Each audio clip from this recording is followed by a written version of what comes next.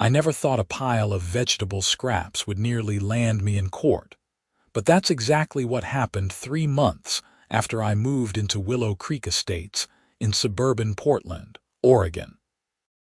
My name is Owen Hartley, and I'm a landscape architect who believed composting was about as controversial as recycling newspapers.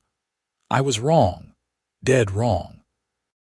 And the woman who taught me that lesson was named Brenda Calloway, the president of our homeowners association, and the most aggressively nosy person I'd ever encountered in my 34 years of existence.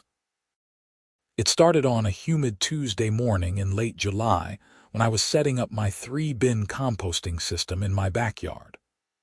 I'd bought the house 6 months earlier, a modest colonial with a decent-sized yard that backed up to a small wooded area. The property had good bones, but the previous owners had let the landscaping go to hell. As someone who made a living designing outdoor spaces, I couldn't let that stand. I'd spent weekends pulling weeds, amending soil, and planning a vegetable garden that would make my late grandfather proud. The compost bins were the final piece of my sustainable gardening puzzle. I'd ordered them online, professional-grade units made from recycled plastic with proper ventilation, drainage, and easy access doors. They weren't cheap, either. Each one cost me nearly $200, but they were worth it for serious composting. I'd positioned them carefully in the back corner of my yard, partially screened by a row of arborvitae I'd planted specifically for privacy. I was adding my first layer of brown material, shredded newspaper and dried leaves I'd saved from fall, when I heard the voice. "Excuse me, excuse me. What exactly do you think you're doing?" I turned around to find a woman standing at the edge of my property line, hands on her hips, her face pinched into an expression of profound disapproval. She was probably in her early 50s, with shoulder-length blonde hair that looked expensively highlighted and a tennis outfit that screamed country club membership. Everything about her posture radiated authority and irritation. "I'm setting up compost bins," I said, straightening up and wiping my hands on my jeans. "Owen Hartley, I don't think we've met. Brenda Calloway, HOA president." She didn't extend her hand. "Those bins are not approved," I blinked. "Approved." Section 12. Paragraph 4 of the Willow Creek Estates Covenants, Conditions, and Restrictions clearly states that any outdoor structure or installation visible from neighboring properties must receive prior written approval from the Architectural Review Committee. She rattled this off like she'd memorized it, which she probably had. I glanced at my bins, then at the thick wall of evergreens I'd planted. They're barely visible, and even then only from my yard. They're completely blocked from the street and other houses. I can see them from my property. She pointed toward the house diagonal to mine, a sprawling McMansion with a manicured lawn that looked like it belonged on a golf course. "You'd have to stand in the very back corner of your yard and crane your neck to see them," I said, trying to keep my tone reasonable. "And they're not even fully set up yet. The visibility is irrelevant. You need approval, that's the rule." Her lips pressed into a thin line. "And quite frankly, Mr. Hartley, compost bins are unsanitary. They attract pests, create odors, and pose potential health risks to the community." I felt my jaw tighten. I'd dealt with difficult clients before, people who thought they knew more about landscaping than I did, but something about Brenda's tone set my teeth on edge. "Actually, properly maintained compost bins don't smell, don't attract pests any more than a regular trash can, and are environmentally beneficial. I've been composting for 15 years. I know what I'm doing. Be that as it may, you still need approval." She pulled out her phone and snapped several photos of my bins. "I'm documenting this violation for the next board meeting. You'll be receiving a formal notice." She turned on her heel and marched back toward her house, leaving me standing there with a handful of shredded newspaper, feeling like I'd just been scolded by a particularly aggressive hall monitor. My neighbor to the right, a retired firefighter named Pete Morrison, wandered over a few minutes later with his coffee mug. He'd seen the whole exchange from his deck. "Welcome to the neighborhood," he said dryly. "Let me guess, Brenda found something to complain about." "My compost bins, apparently." I gestured toward them. "She says I need approval," Pete snorted. "Brenda thinks she needs to approve everything from mailbox flowers to the color of your garden hose." Last year, she tried to fine the Kowalskis because their kid left a bicycle on their front lawn overnight. Said it violated the aesthetic standards of the community. "You're kidding." I wish I was. She's been HOA president for 6 years, and every year she gets more aggressive about enforcing the rules. Some of them are actually in the CC and Articus, but a lot of them she just makes up. He took a sip of his coffee. "My advice, document everything. Keep copies of all communications. And don't let her bully you into giving up something you have a legal right to do." I thanked him for the warning and finished setting up my bins, but the encounter left a sour taste in my mouth. I'd moved to Willow Creek Estates specifically because it seemed like a friendly, established neighborhood with mature trees and a sense of community. The HOA fees were reasonable, and the rules had seemed sensible when I'd reviewed them before buying. Nothing about composting. Nothing about needing approval for basic yard improvements that weren't visible from the street. That evening, I dug out my copy of the CC and Articus and read through them carefully. Section 12. Paragraph 4 did indeed require approval for structures visible from neighboring properties, but it specifically referenced things like sheds, fences, and permanent installations. The language was vague enough that Brenda could probably argue compost bins fell under it, but it seemed like a stretch. I spent an hour researching Oregon composting laws and HOA regulations. Oregon actually encouraged composting through various municipal programs.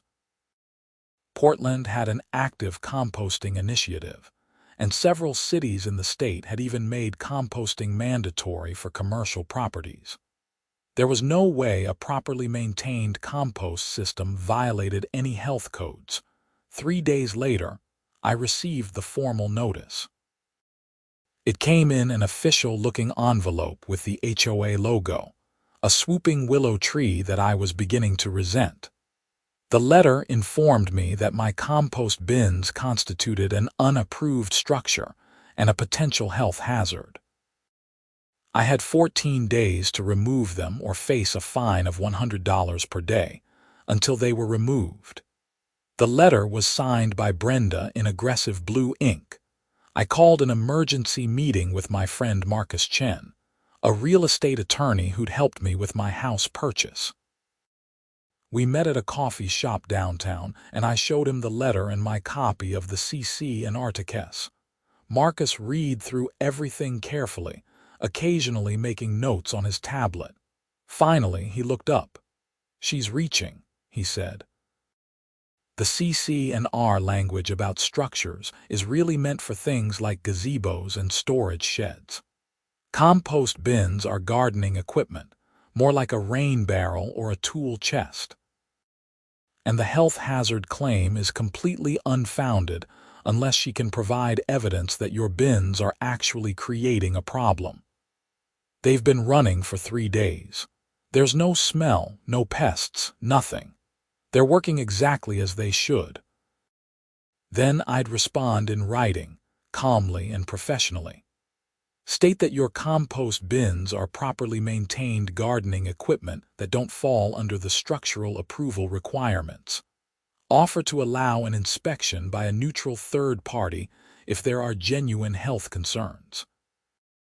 And mention that you're familiar with Oregon's composting initiatives and confident that your system complies with all applicable regulations. I drafted the letter that night, revised it 3 times to remove any hint of snark, and sent it via certified mail. I kept a copy for my records, along with photos of my bins showing their proper construction, placement, and maintenance. Brenda's response came faster than I expected. 2 days later, I found a new letter in my mailbox, this one informing me that my response had been reviewed and rejected. The HOA board had voted to uphold the violation notice. I now had 10 days to remove the bins before fines began accruing. Furthermore, if I failed to comply, the HOA would exercise its right to enter my property and remove the bins at my expense, adding the cost to my HOA fees. I called Marcus again. Can they do that? Just come onto my property and remove them. Technically, yes, if it's in the CC and Arctic S. Let me check. He was silent for a moment. Yeah, Section 19 gives them right of entry to remedy violations after proper notice. But Owen, they're really overreaching here. This is the kind of thing that makes HOAs look like petty tyrants. So what are my options? You can remove the bins and sue the HOA for unreasonable enforcement. You can keep the bins and let them fine you, then fight the fines in court. Or you can request a formal hearing before the HOA board and make your case directly. The hearing option seemed like the best path. At least it would give me a chance to present my side before things escalated further. I sent another certified letter requesting a formal hearing, citing my right to due process under the CC and Arctic S. The hearing was scheduled for 3 weeks later, on a Thursday evening at 7 o'clock in the community center. I spent those weeks documenting everything. I took daily photos of my compost bins, showing their neat appearance and proper maintenance. I collected my vegetable scraps, coffee grounds, and yard waste, layering them properly with brown material and turning the pile regularly. I measured the temperature to ensure proper decomposition. I even had Pete come over and confirm that there was no smell. I also did my homework. I printed out information from the Oregon Department of Environmental Quality about home composting. I found articles from the EPA about the environmental benefits of composting. I gathered data showing that properly maintained compost systems don't attract rats or other pests.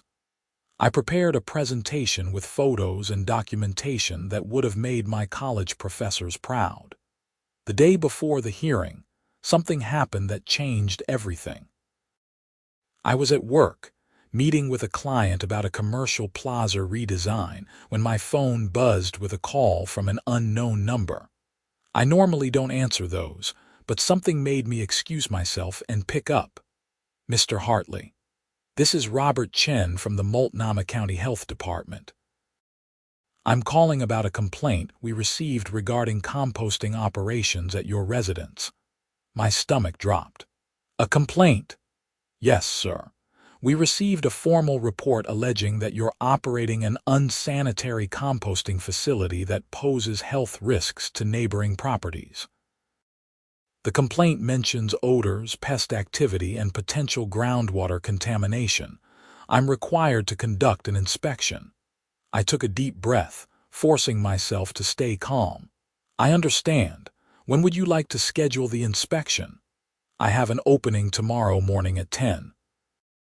Would that work for you? Tomorrow was the day of the HOA hearing. The timing couldn't be coincidental.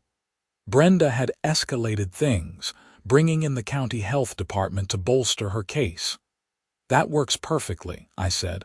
I'll be there. I called my boss and explained the situation. She was understanding and told me to take the morning off. Then I called Marcus and filled him in. This is actually good for you, he said. If the health inspector confirms that your compost system is properly maintained and poses no health risks, it completely undermines the HOA's position. Make sure you get written documentation of the inspection results. That evening, I stayed up late making sure everything was perfect.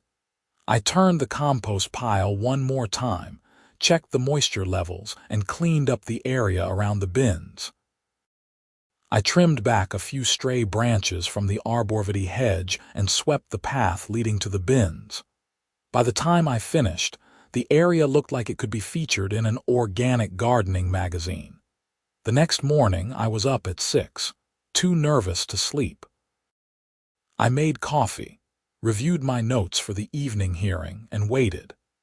At exactly 10 o'clock, a white county vehicle pulled up in front of my house. The inspector who emerged was a middle-aged man with graying hair and a weathered face that suggested he'd spent a lot of time outdoors. He wore a county polo shirt and carried a clipboard and a camera. "Mr. Hartley, Robert Chen." He shook my hand firmly. "Thanks for making yourself available on short notice. Of course, I appreciate you coming out." I gestured toward the side gate. "The compost bins are in the back. I'll show you." As we walked through my yard, I gave him the basic overview. I'm a landscape architect, so sustainable gardening practices are important to me. I set up these bins about 3 weeks ago.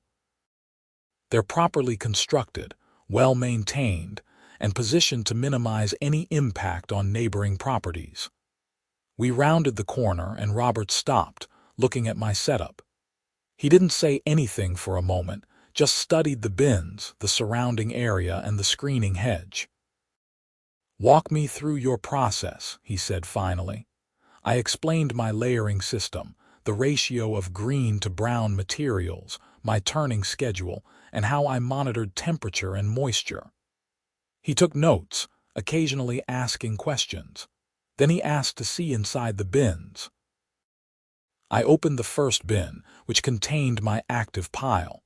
It was steaming slightly in the cool morning air, a sign that decomposition was happening at the right temperature. Robert leaned in, examining the contents carefully. He even stuck a compost thermometer into the pile and checked the reading. "What temperature are you maintaining?" he asked. "Between 130 and 150 Fahrenheit in the active pile. That's hot enough to kill pathogens and weed seeds, but not so hot that it kills the beneficial bacteria." He nodded and moved to the second bin, which held material that was further along in the decomposition process. Then the third bin, where I kept finished compost ready for use in my garden.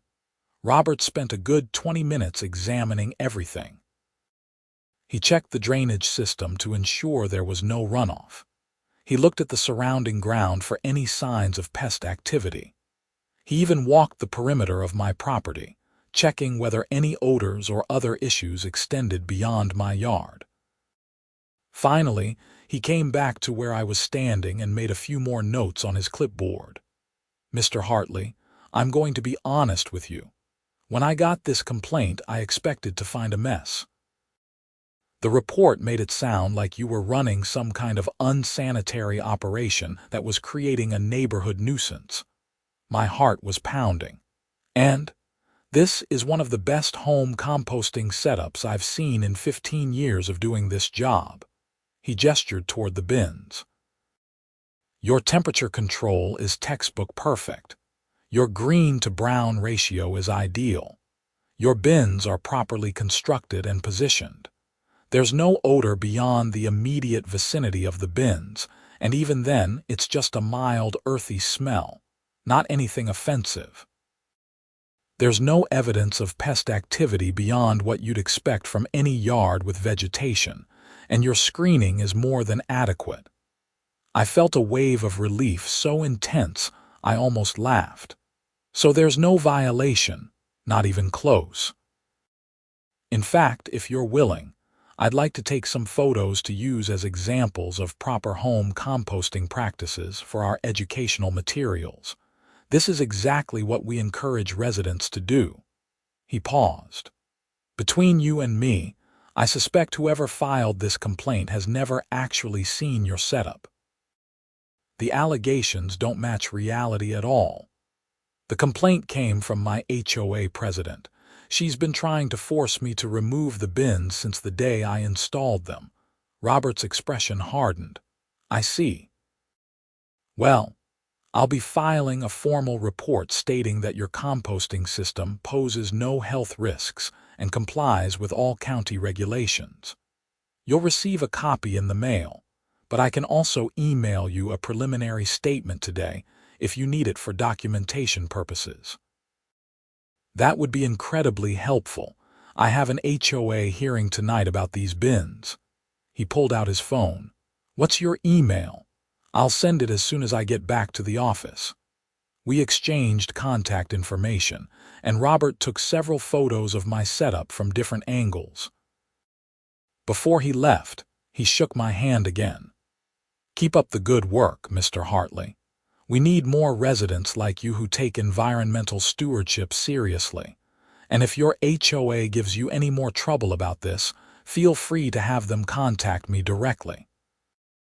I'll be happy to explain why their concerns are unfounded. After he left, I went inside and sat down at my kitchen table, feeling vindicated but also apprehensive about the evening ahead. Brenda had tried to ambush me with a health department complaint, but it had backfired spectacularly. The question was how she'd react when she realized what had happened. The email from Robert arrived at 2 in the afternoon. It was professional and detailed, clearly stating that my composting system posed no health or safety risks, complied with all applicable regulations, and represented a model example of proper home composting practices. I printed 3 copies, 1 for my records and 2 to bring to the hearing. At 6:30, I grabbed my folder of documentation and headed to the community center. It was a newer building near the entrance to the neighborhood, with a meeting room that could hold about 50 people. When I arrived, there were already a dozen residents milling around, and I recognized several of them as neighbors I'd waved to but never properly met. Pete Morrison was there, and he gave me a supportive nod.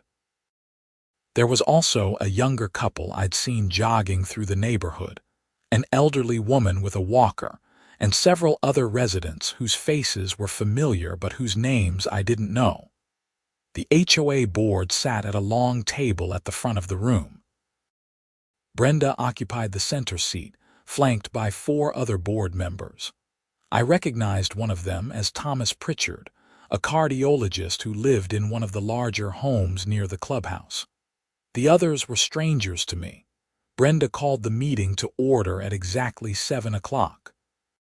She went through some routine business first, approving the minutes from the last meeting and discussing upcoming maintenance projects. Then she got to my case. Item 7 on our agenda concerns a violation notice issued to Owen Hartley of 247 Maple Ridge Drive regarding unauthorized structures and health hazards. Her voice was crisp and businesslike, but I caught the hint of satisfaction in her eyes. Mr. Hartley has requested a hearing to contest this notice. Mr. Hartley, you have 15 minutes to present your case. I stood up and walked to the front of the room, trying to project calm confidence despite my racing heart. Thank you for the opportunity to address the board. As you know, I installed 3 compost bins in my backyard 3 weeks ago. These bins are properly constructed, well-maintained, and positioned to have minimal visual impact on neighboring properties. I believe the violation notice is based on a misunderstanding of what composting involves and an overly broad interpretation of the CC and Artic's structural approval requirements. I walked through my key points, showing photos of the bins and their placement, explaining the composting process, and citing Oregon's composting initiatives. Several board members were taking notes. Thomas Pritchard, in particular, seemed genuinely interested. Then I got to the main event. Yesterday, I received a call from the Multnomah County Health Department. Someone had filed a complaint alleging that my composting operation posed health risks to the neighborhood. This morning, a county inspector came to my property and conducted a thorough examination. I saw Brenda shift in her seat, her expression tightening. "I'd like to share the inspector's findings with the board." I held up the printed email. Inspector Robert Chen, who has 15 years of experience with the health department, stated, and I quote, "Your composting system poses no health or safety risks and complies with all applicable regulations. This is one of the best home composting setups I have seen and represents a model example of proper home composting practices." I handed copies to Brenda and Thomas. Inspector Chen offered to speak with the board directly if there are any questions about his findings. He also took photos of my setup to use as educational examples for other residents. The room was silent. Several residents were leaning forward, clearly interested. Brenda's face had gone pale, then flushed red. "Furthermore," I continued, "I'd like to address the structural approval requirement. The CC&R language in Section 12. Paragraph 4 specifically references permanent installations like sheds, fences, and similar structures.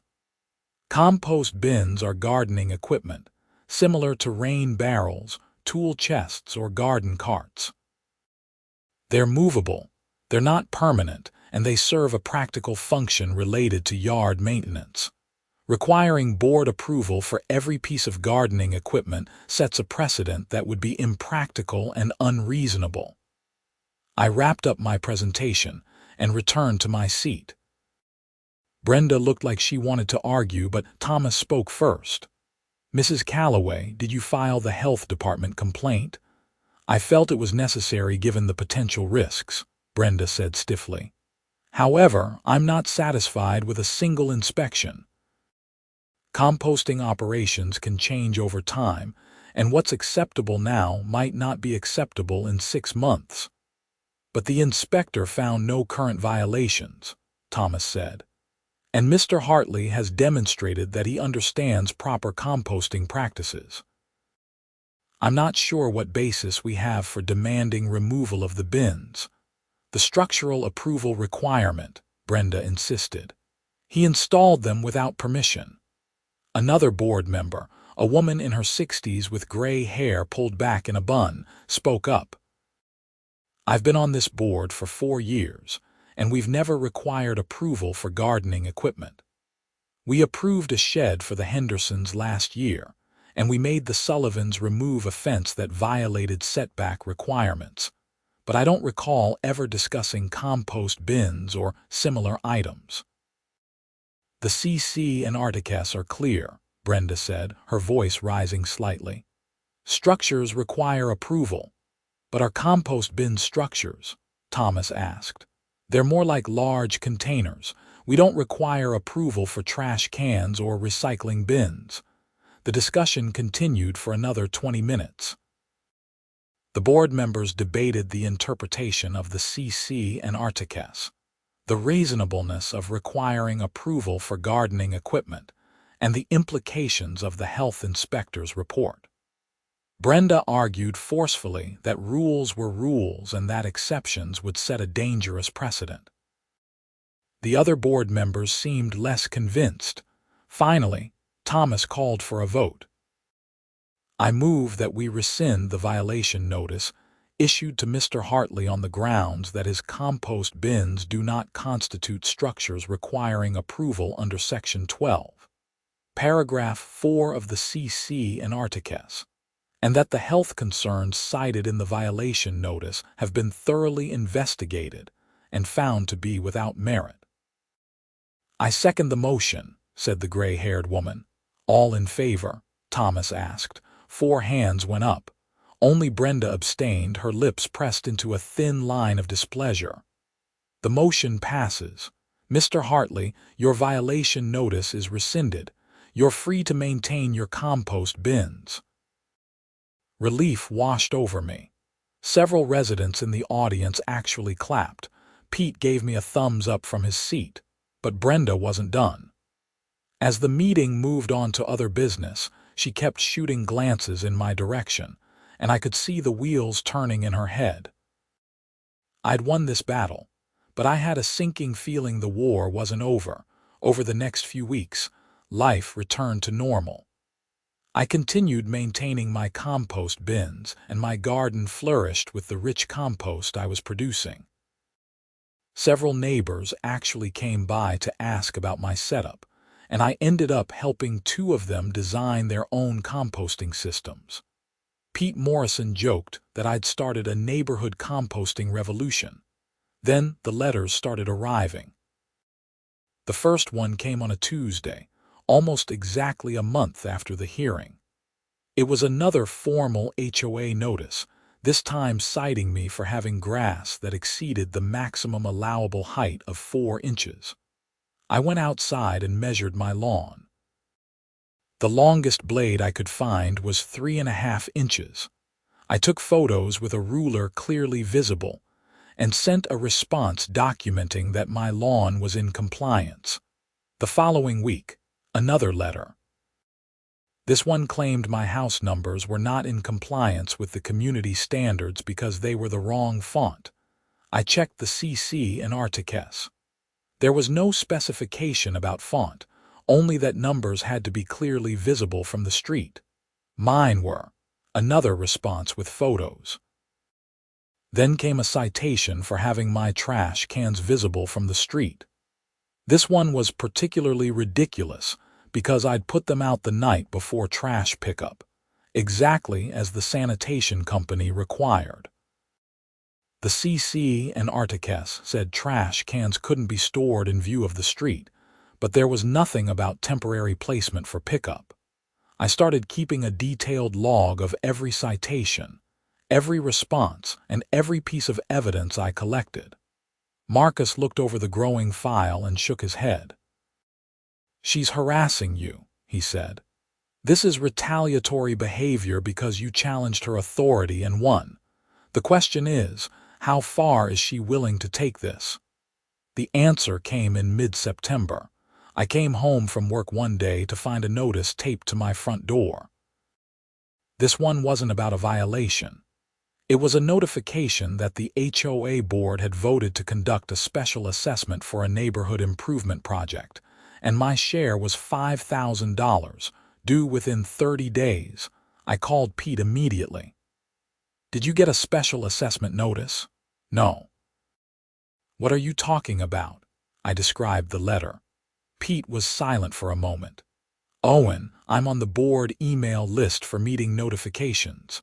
There hasn't been any discussion of a special assessment, and even if there was, it would require a vote of all homeowners, not just the board." That's when I knew Brenda had crossed a line. I called Marcus, and this time his response was immediate and serious. "That's fraud. If she's issuing false HOA notices demanding payment, she's potentially committing theft by deception. You need to document this and report it." "Report it to who?"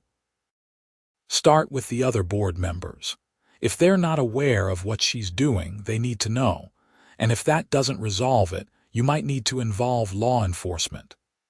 I drafted a careful email to the board members, excluding Brenda.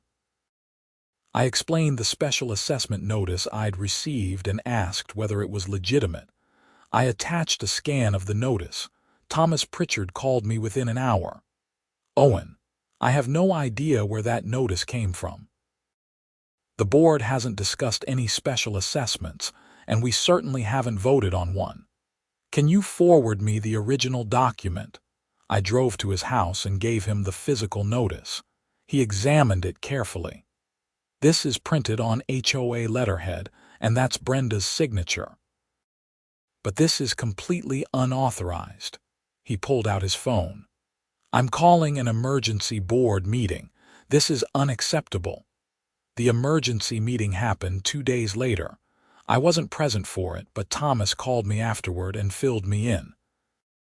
Brenda claims it was a clerical error, that the notice was meant for a different property owner who had violated multiple rules and refused to pay fines.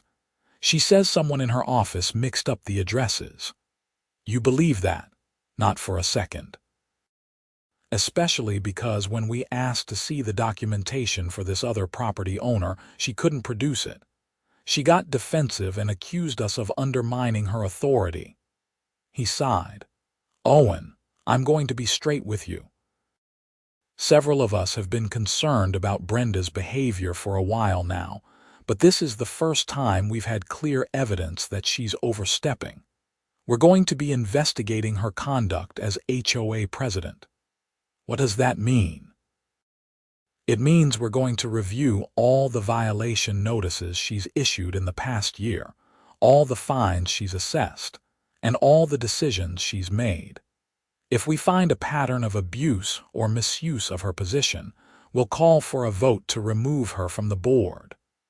That investigation took 3 weeks.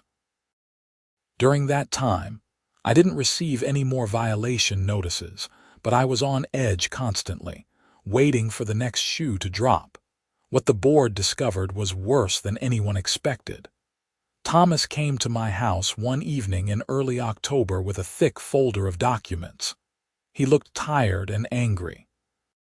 "We found it," he said. "The pattern we were looking for.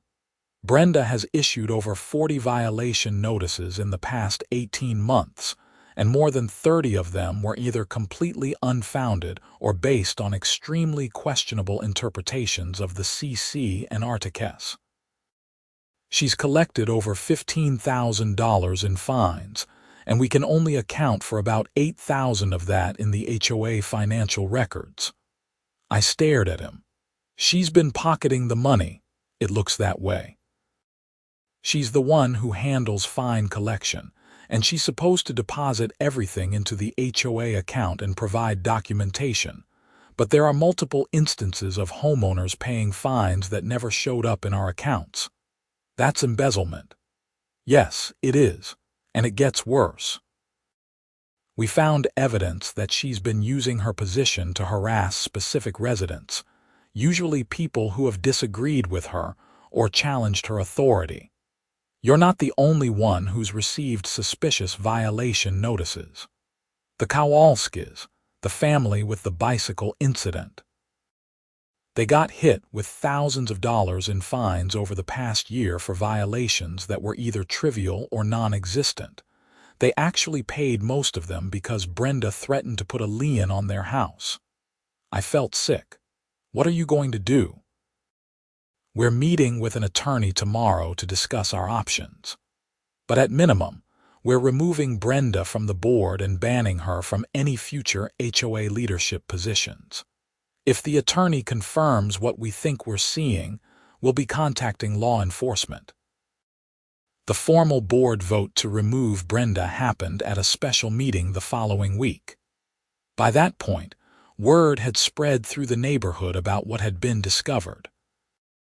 The community center was packed with angry homeowners, many of whom had their own stories of questionable fines and harassment. Brenda showed up to the meeting with her own attorney, a slick-looking guy in an expensive suit who spent the first 20 minutes threatening defamation lawsuits if the board proceeded with baseless allegations. Thomas, to his credit, remained calm and professional. He presented the evidence methodically, showing the pattern of unfounded violations, the missing fine money, and the documented instances of harassment. He'd even found emails where Brenda had discussed teaching certain residents a lesson and making examples of troublemakers. The vote was unanimous. Brenda was removed from the board effective immediately and banned from seeking any HOA leadership position in the future. The board also voted to refund all questionable fines and to hire a forensic accountant to determine exactly how much money was missing. Brenda's attorney threatened legal action, but his bluster rang hollow. As the meeting was breaking up, Thomas pulled me aside. The attorney we consulted recommended we file a police report. The amount of money involved and the clear evidence of intent means this is criminal, not just a civil matter. We're meeting with detectives next week. I went home that night feeling a complex mix of vindication and unease. I just wanted to compost my kitchen scraps and garden waste. I never imagined it would lead to uncovering embezzlement and abuse of power. The police investigation moved faster than I expected. Detective Sarah Martinez from the Multnomah County Sheriff's Office was assigned to the case, and she was thorough.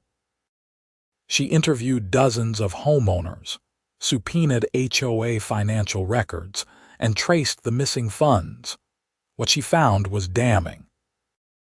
Over a period of 3 years, Brenda had embezzled more than $42,000 from the HOA through a combination of pocketed fines, falsified expense reports, and unauthorized transfers from the HOA operating account to personal accounts. She'd used the money for personal expenses, including a kitchen renovation, luxury vacations, and a new car. Detective Martinez came to my house in mid-November to give me an update. "We're filing charges," she said. "Multiple counts of theft in the first degree, forgery, and abuse of a fiduciary position. Given the amount involved and the duration of the scheme, she's looking at potential prison time." "How did she think she'd get away with it?" I asked. "Honestly, most people in her position do get away with it, at least for a while. HOA boards are typically volunteers who don't have time to scrutinize every transaction, and homeowners usually just pay fines without questioning them because they don't want the hassle of fighting. It takes someone willing to stand up and push back to expose this kind of thing." She paused. "In this case, that someone was you. If you just removed your compost bins when she first demanded it, none of this would have come to light. The arrest happened on a cold morning in late November. I wasn't there to see it, but Pete called me immediately after it happened. They just took Brenda out in handcuffs," he said, and I could hear the disbelief in his voice. "There were 2 police cars and half the neighborhood was watching. Her husband looked devastated." I actually felt a pang of sympathy for Brenda's family. They hadn't done anything wrong, but they were going to pay the price for her actions. The criminal case moved through the system over the following months. Brenda's attorney tried to negotiate a plea deal, but the prosecutors weren't interested in being lenient. The evidence was overwhelming, and the dollar amount was significant enough that they wanted to send a message about HOA fraud. The trial was scheduled for March. By that point, the HOA had a new president, a retired accountant named Patricia Mendez who'd lived in the neighborhood for over a decade. One of her first acts was to implement new financial controls and transparency measures. All HOA financial records were now posted online for homeowners to review.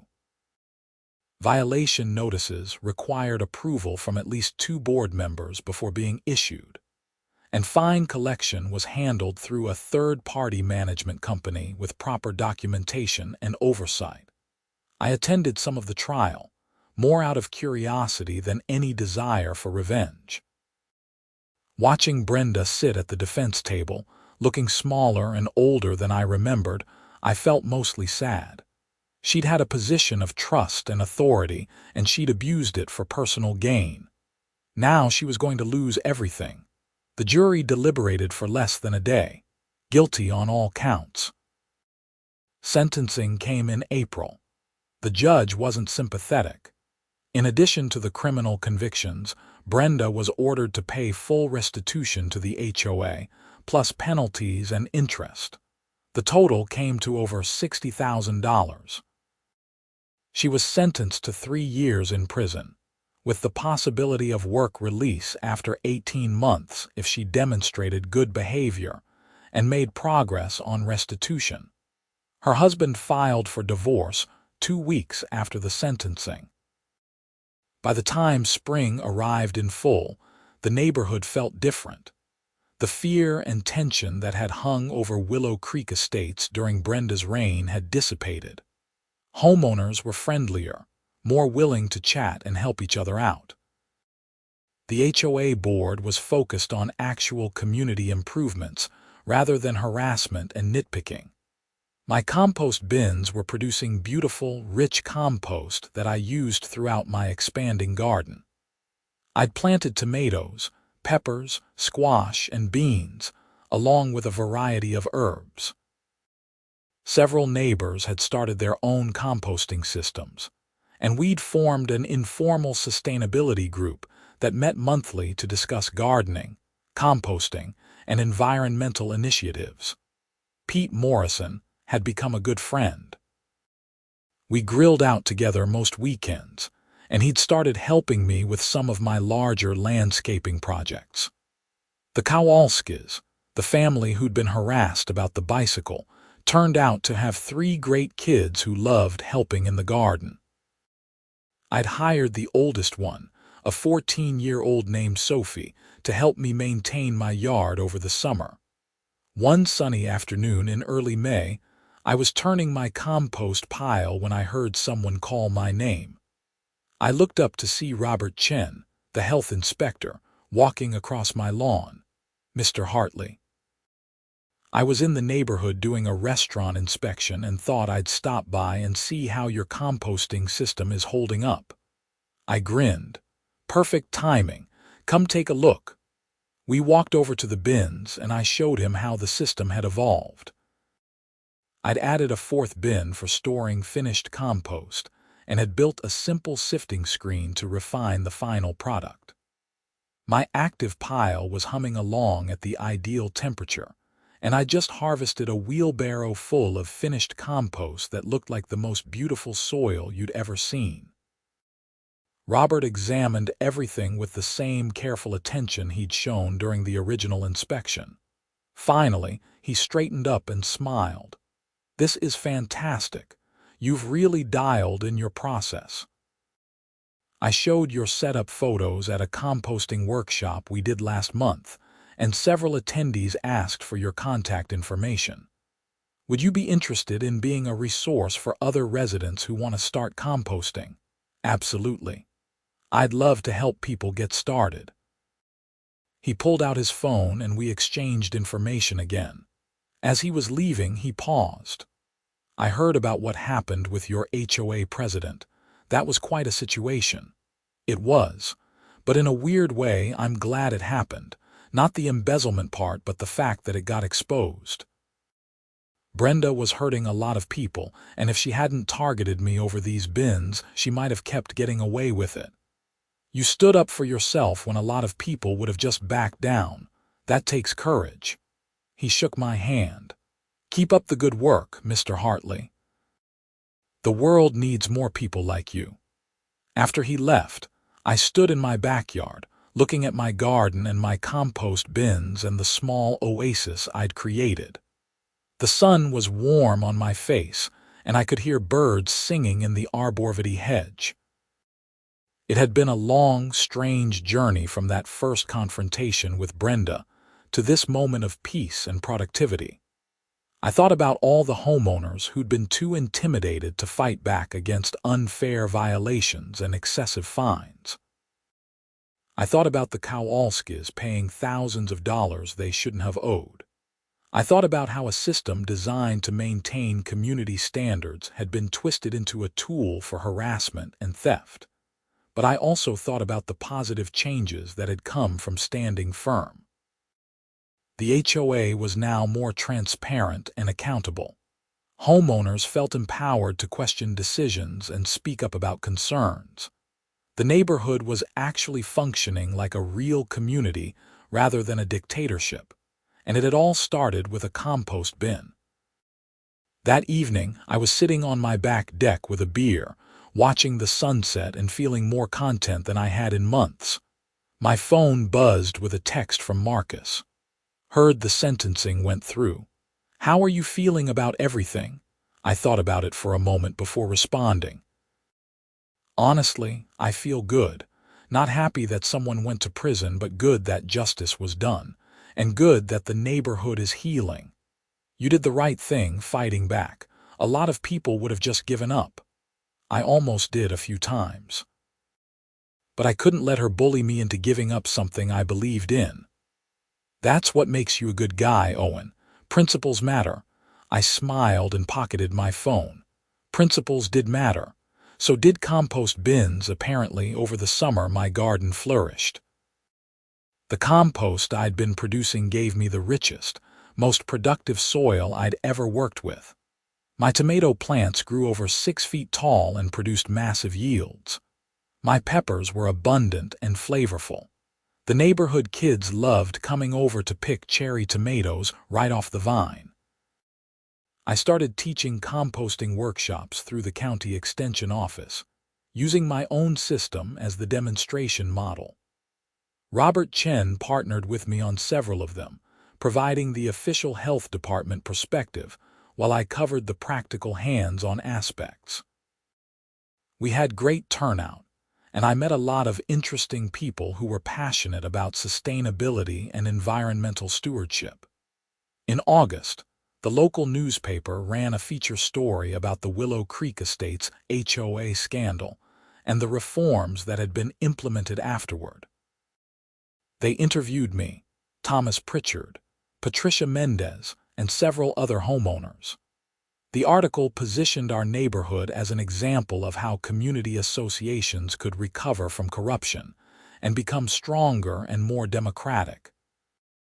A few other HOAs in the Portland area reached out to Patricia, asking for advice on implementing similar transparency measures. She ended up speaking at a statewide HOA conference about best practices and financial controls. Our little neighborhood became something of a model for HOA reform. As for me, I just kept composting. In October, almost exactly a year after Brenda had first confronted me about my bins, I harvested my final big batch of finished compost for the season. It was beautiful stuff, dark and rich and earthy smelling. I used some of it to amend my garden beds for winter, gave some to neighbors who'd helped me over the summer, and saved the rest for spring planting. Pete came over that weekend with steaks to grill, and we sat on my deck as the sun went down, talking about nothing in particular. At some point, he raised his beer toward my compost bins. "To the compost bins that took down a corrupt HOA president," he said. I laughed and clinked my bottle against his. "To standing up for what's right, even when it's just about vegetable scraps and yard waste." "Especially when it's about vegetable scraps and yard waste," Pete said. "Because if you can't have the freedom to compost in your own backyard, what kind of freedom do you really have?" It was a joking comment, but there was truth in it. The whole situation had never really been about compost bins. It had been about power and control, about someone who believed she had the right to dictate how other people lived their lives. And it had taken something as simple and mundane as composting to expose that abuse of power. Winter came to Portland with its usual gray skies and steady rain. My compost bins sat quietly in the backyard, covered with tarps to keep the piles from getting waterlogged. I'd cycle through occasionally to turn them and check their progress, but mostly they took care of themselves. I used the slower season to plan my next growing year, sketching out garden designs for clients and dreaming up improvements for my own yard. I was thinking about adding a small greenhouse and maybe expanding my composting operation to handle more volume. In December, I got a letter from the district attorney's office. It was a victim impact statement form, giving me the opportunity to describe how Brenda's actions had affected me. I sat with it for several days, trying to decide what to say. Finally, I wrote about the stress and anxiety of being targeted with constant violation notices. I described the time and money I'd spent defending myself against false accusations. But I also wrote about the positive outcomes, the community coming together, the reforms that had been implemented, and the friendships I'd made through the whole ordeal. I ended the statement with a paragraph that felt important.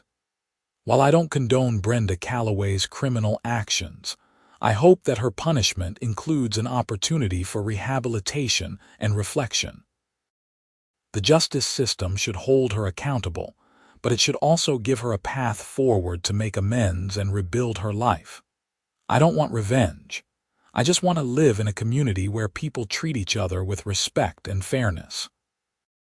I mailed the statement and tried not to think about it too much after that. The criminal case was over. Brenda was serving her sentence.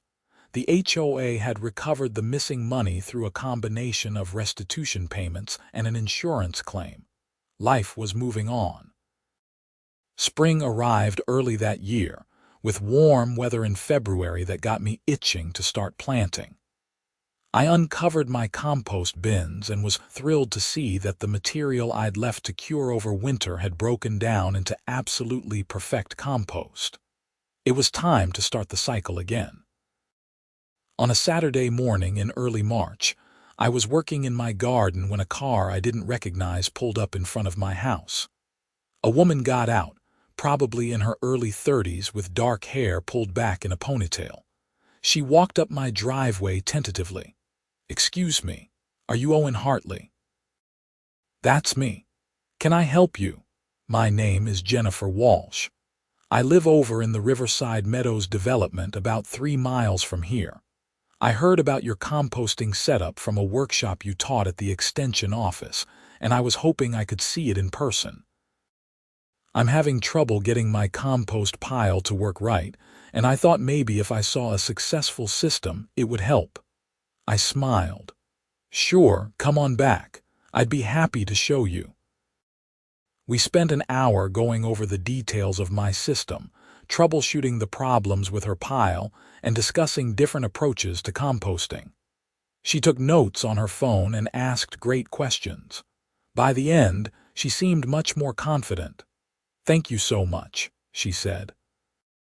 "This is exactly what I needed. I was about to give up on composting altogether."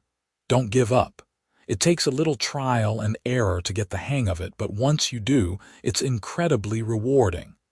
As she was leaving, she paused. "I heard about what happened with your HOA.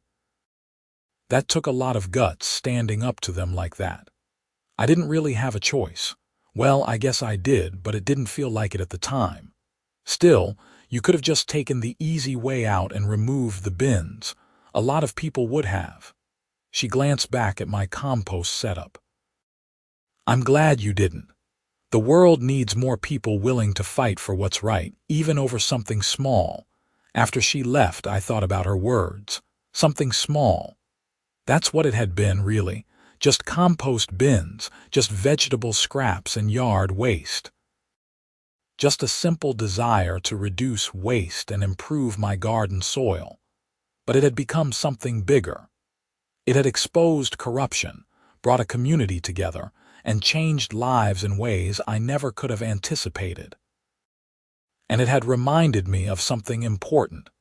That standing up for your principles matters, even when the stakes seem trivial, even when it would be easier to back down. Because principles aren't just about the big, dramatic moments. They're about the daily decisions, the small acts of resistance against unreasonable authority, the willingness to say no when someone tries to control aspects of your life that should be your own business. My compost bins had become a symbol of that resistance, and I was proud of them. As spring progressed into summer, my garden reached new heights of productivity. The compost I'd been producing for over a year had transformed my soil from decent to exceptional. Everything I planted seemed to thrive. My vegetable yields were so abundant that I started donating produce to a local food bank. The neighborhood sustainability group I'd started had grown to over 20 regular members. We'd organized a community garden on a vacant lot near the entrance to the development, with Patricia's enthusiastic support. Several families who didn't have space for gardening at home now had plots where they could grow vegetables and flowers. And naturally, we'd installed a community composting system based on the same design as my bins. In late June, I got a call from Thomas Pritchard. "Owen, I wanted to give you a heads up about something. Brenda's attorney has filed an appeal of her conviction. It probably won't go anywhere, but there's a chance you might be contacted by investigators or attorneys as part of the process." I sighed. I thought this was over. The appeal is a long shot. The evidence was overwhelming, and there were no procedural errors in the trial. But her attorney is required to make the effort. Just wanted you to be prepared. The appeal did indeed go nowhere. It was denied 3 months later without much fanfare. Brenda remained in prison, reportedly working in the facility's garden program, of all things. I heard through the neighborhood grapevine that she'd actually become quite knowledgeable about composting and organic gardening during her incarceration. The irony wasn't lost on me. By the time the first anniversary of my HOA hearing rolled around, Willow Creek Estates felt like a completely different place. The culture of fear and petty enforcement had been replaced by a genuine sense of community. People helped each other out, looked after each other's properties when someone was on vacation, and actually enjoyed living in the neighborhood. Patricia organized an anniversary celebration of the reforms, framing it as a community rebuilding event rather than focusing on the negative aspects of what had happened. We had a potluck in the community center, and several people gave short speeches about how the neighborhood had changed for the better. Thomas pulled me aside during the event.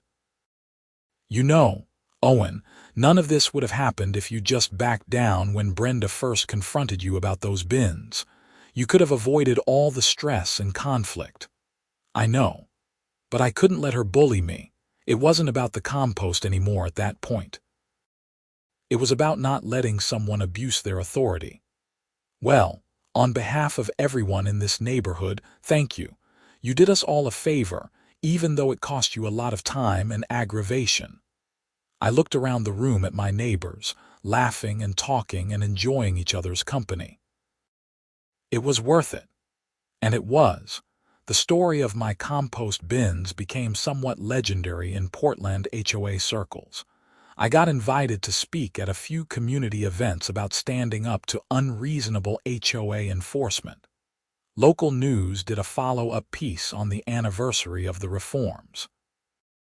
A state legislator even referenced the case when proposing new oversight requirements for HOA boards. But for me, the best part was simply being able to tend my garden, maintain my compost bins, and live my life without harassment or intimidation. That's all I'd wanted from the beginning. Just the freedom to compost in peace. On a warm evening in early September, I was sitting on my deck with a glass of wine, watching the sunset paint the sky in shades of orange and pink. My garden was lush and green, heavy with tomatoes and peppers and squash. My compost bins were humming along perfectly, producing the black gold that made everything grow so well. Pete wandered over with his own beer and settled into the chair next to mine.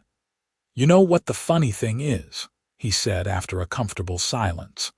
"What's that?" "If Brenda had just left you alone, she'd probably still be HOA president. She'd probably still be embezzling money, still be harassing people, still be running this place like her personal fiefdom. Your compost bins saved this neighborhood." I laughed. "That's giving them a lot of credit." "Is it though? Think about it. She targeted you because she couldn't stand someone not following her orders. She escalated because you didn't back down. She committed fraud by sending that fake special assessment. Every step of the way, her need to control you led directly to her downfall." He was right. The compost bins had been the catalyst, but Brenda's own actions had been her undoing. "To compost," Pete said, raising his beer. "To compost," I agreed, clinking my glass against his bottle. We sat there as the sun sank below the horizon. Two neighbors enjoying a peaceful evening in a neighborhood that had been through turmoil, but had come out stronger on the other side. My compost bins sat in the corner of my yard, unremarkable to anyone who didn't know their history. But to me, they represented something important. They represented the right to make your own choices about how you live your life. The importance of standing up to bullies, even when it's difficult. The power of principles and the value of community. And most practically, they represented really excellent compost that made my tomatoes absolutely incredible. As darkness fell and the stars began to appear, I felt a deep sense of contentment. The journey from that first confrontation to this moment had been stressful and sometimes frightening. But I'd learned valuable lessons about courage, community, and the importance of doing what's right even when it's not easy. And I'd learned that sometimes the most mundane things, like a simple compost bin, can become the focal point of something much larger and more meaningful than you ever imagined. My name is Owen Hartley. I'm a landscape architect living in Willow Creek Estates in suburban Portland, Oregon. I compost my kitchen scraps and yard waste, and that simple act changed everything.